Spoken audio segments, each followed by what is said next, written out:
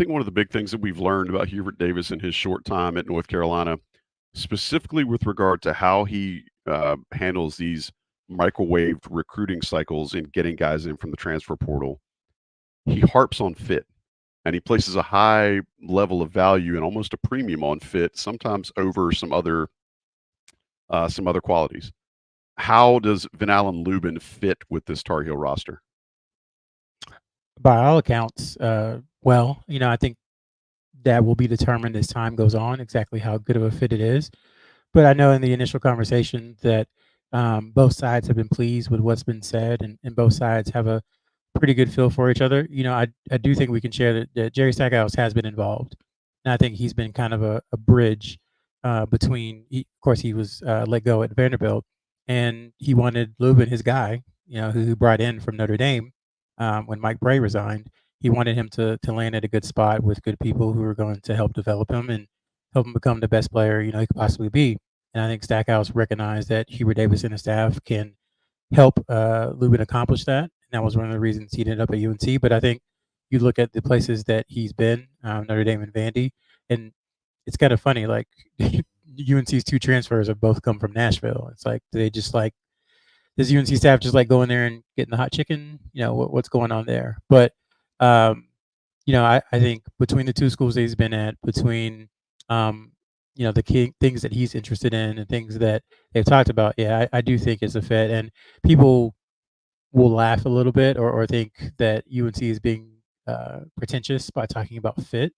But I think Hubert Davis in his 3 years as being a head coach, he had 1 year where the team, kind of galvanized and came together and, went on a heater. And he had another year where the team just never really came together. And then he had a year where the chemistry was almost perfect. So I think he's seen kind of the gamut of what a team could look like from a chemistry and fit standpoint. And I don't think he ever wants to relive that 2022-2023 season. And so he's going to be he's going to give a little extra weight to fit moving forward. And I think fans just have to accept that. If there's a situation where two players are pretty comparable, or maybe there's a player who's slightly more talented, he's probably going to go with the one who's a better fit than he is the one who's slightly more talented. Now, I'm not talking about a huge degree of talent difference, but if it's pretty comparable, he'll go with fit. That is huge for UNC moving forward. He's talked about it kind of ad nauseum about last season and how much fun it was for him and the coaching staff and the players and how it re-engaged him in a belief that you can have a college basketball program, not just a team. And so that's going to be paramount moving forward for him. And everybody is going to have to check the box to some degree. He's not going to turn down, an amazing player because the fit isn't 100, but it's going to have to be, 80, 85, something like that. How would you, and we're not grading yet. Again, we're very big on not grading until you get a finished product with regard to this roster. But recognizing that North Carolina had to kind of do a 180 here and like you said before, reset their board. How would you rate the process of getting the conversation started with Lubin, getting him on campus, and then getting him here? How would you rate that? Again, I'm kind of speaking back to a lot of the hand wringing and the anxiety and heartburn that fans have had, and rightfully so. How would you kind of rate the way this whole process has gone? Since it's really only taken a little over a week or so. I would say that's a bit of a double-edged sword, because the reason they were in this position is because they weren't able to, for a variety of reasons, some due to them and some not due to them, they weren't able to close on the centers that they looked at before. However, I think as far as pivoting, Omori committed last Sunday, and now you have Lubin committed already. That's a pretty quick pivot to identify 2 or 3 guys that you really liked, start conversations with them or continue conversations with them, schedule a visit, get a visit in, and get a commitment. I mean, that's pretty quick, and that's how the portal operates. And I think what you see is a lesson already learned from the previous recruitments in this portal cycle, in that there's probably other guys they could have waited a little bit longer on and said, let's go for this, player X. I love player X. He's always the greatest player of all time, player X.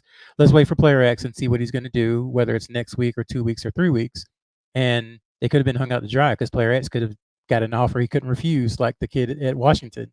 and gone elsewhere, and then they're kind of stuck. Whereas with Lubin, and I think to me this kind of speaks to him from a UNC staff perspective, from a basketball perspective. He's just super, super solid. And like, if you can get someone who's super, super solid, considering what's happened before, I think you go ahead and grab them and figure out the rest if there is anything later. So I would say it's a good pivot. It's a pivot that you have to recognize was caused by them not getting previous players. However, sometimes that stuff works itself out. This is not a direct comparison. I'm just thinking of one off the top of my head, but Samardo Samuels and now I'm going to forget his name. Samardo Samuels and Devon Rowe were done and finished to Carolina, and that was going to be the next two big men at UNC. This is back in the day for those younger folks, and then they weren't. And so what did Roy Williams do? He pivoted to Ed Davis and Tyler Zeller. Now, obviously, and then got a ring with them. And got a ring with them. Obviously, a different level of player, but sometimes those misses, I'm trying to think of the kid. I'm getting old, Joey, and some of the names I used to be able to recall really quickly. Marcus Page was against this kid, the point guard from 2012. LJ Rose. LJ Rose, thank you, Joey, from Texas. Yes. So again, Sean's giving me props. That's all I needed. So sometimes, again, these things sometimes work out. I'm not comparing Lubin to Tyler Zeller or Ed Davis or Marcus Page, but sometimes, the God bless the broken road kind of deal. Wow. I think that could be a situation with UNC. We'll see what happens. All right. Well, the Rascal Flatts fans in our audience will appreciate that. Sean, I want to ask you, and I'm putting the screws to you a little bit here, but I want to ask you, what does a fit look like to you with regard to projecting minutes for Lubin next year? And I'm not going to ask you to put those minutes in a position, but what do you think a minute breakout for him looks like if everything is gelling the way that the staff kind of wants by, say, conference season? I'll go in the 18 to 22 range. He was at 28 minutes last year at Vanderbilt. Looking at Withers, he was at 25 minutes at Louisville before coming to UNC, and I think finished right around 12 to 13. So I think in an ideal case, 18 to 20. Well, ideal case is he turns into the guy that they would love to have, and he's getting 30 minutes. But I think a positive, realistic case is 18 to 22 minutes. I think there will be a decrease, but going back to the last podcast we did and trying to look, okay, what's after Cliff, and I'd say I'm usually more the glass is half empty type of guy, but in this situation of just focusing on that scoring, really the scoring talent you're going to have at that one. I'm going to project Cade Tyson up a little bit, 1 through 4, the 1 through 4 spots.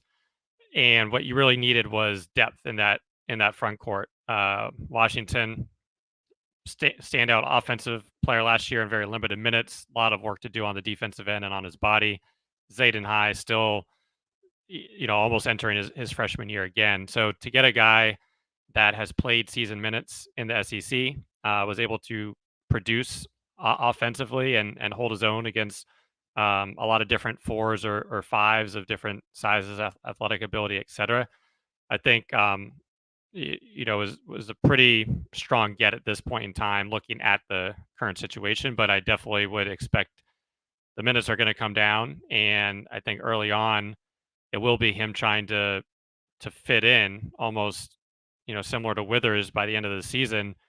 When he came in, he knew exactly what his role was, and he was really excelling at that role. And I think that will be part of the early season of trying to figure out how do these guys play together, what is the role. But once again, I think adding that depth is the most important piece for what UNC needed to do after losing out on the top targets for a center.